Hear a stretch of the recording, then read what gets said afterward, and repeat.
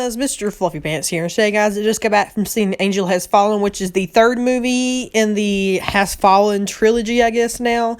Which, is, the first movie was Olympus Has Fallen, and then London Has Fallen. Now, this is the third one. I did reviews for both of those, so make sure you guys go check that out. But, I saw the trailers before, and I heard that, the first two were good, so I watched those, and I love them, so I went to go see this one.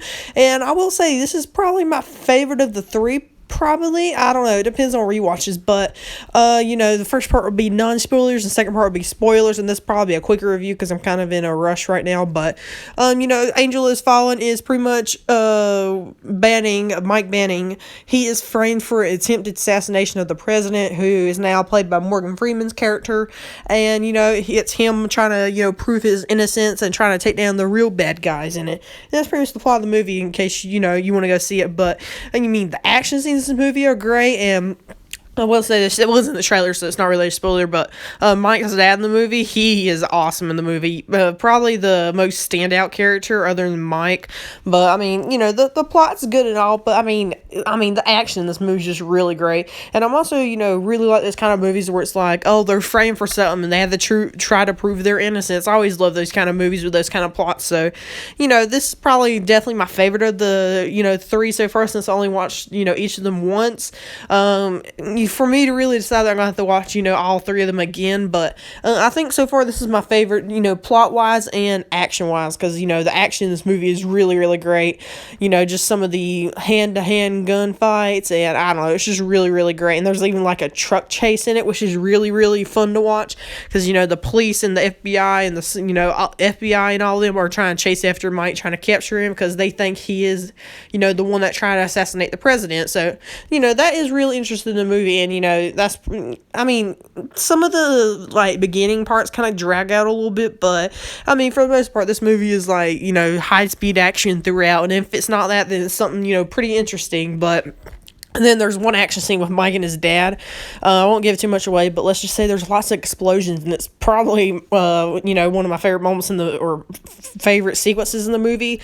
And plus, Mike's dad's hilarious. But that's pretty much all for the non-spoilers. I'll probably give this movie about an 8.5 out of 10 because, I really, really enjoyed this movie. But, that's it for non-spoilers. Now we'll be going into spoilers. So if you haven't seen the movie yet, go away. But, there's a couple of plot twists in this movie that, they're supposed to be, like, plot twists, but, I kind of guessed the two major ones, which is, Mike's friend, we meet in the beginning, he comes over and, they have, like, a little dinner talk, they're friends from the army, I think, or something like that, and as soon as they introduced him, I was like, yeah, he's gonna be the bad guy that's framing Mike, ain't he? And sure enough, he was, I don't know, it's the guy that played, the bad guy general in Wonder Woman, I don't know his name in that movie, but, as soon as they started, he invited him over for dinner and all that, I was like, yeah, he's going to be one of the bad guys, isn't he? And sure enough, he is.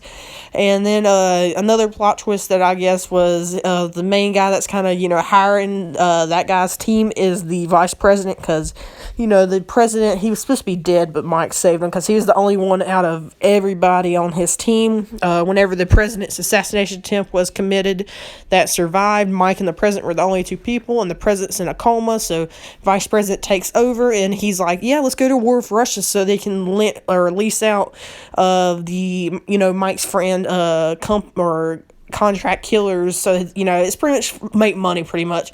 So he's trying to race against the clock, so they can't start a war with Russia, but the vice president is only in it, and at the end he gets arrested and all, but I don't know, it's just really enjoyable for me, at least, seeing, like, Mike on the run trying to, prove his innocence, and, his dad is absolutely hilarious, I love it so much, and, their characters kind of go kind of deep, and, I do appreciate that, it's kind of, they don't have the best relationship, but, like I said, the action scenes are great, like, the whole hospital third act scene is, excellently done, and, probably my favorite, those, at his dad's house with all the explosions. It's just so great and wonderful.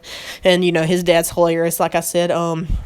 There's even, like, an end credit scene, surprisingly enough. It's mostly made for laughs, which it actually does give you the biggest laugh of the entire movie, at least for my theater.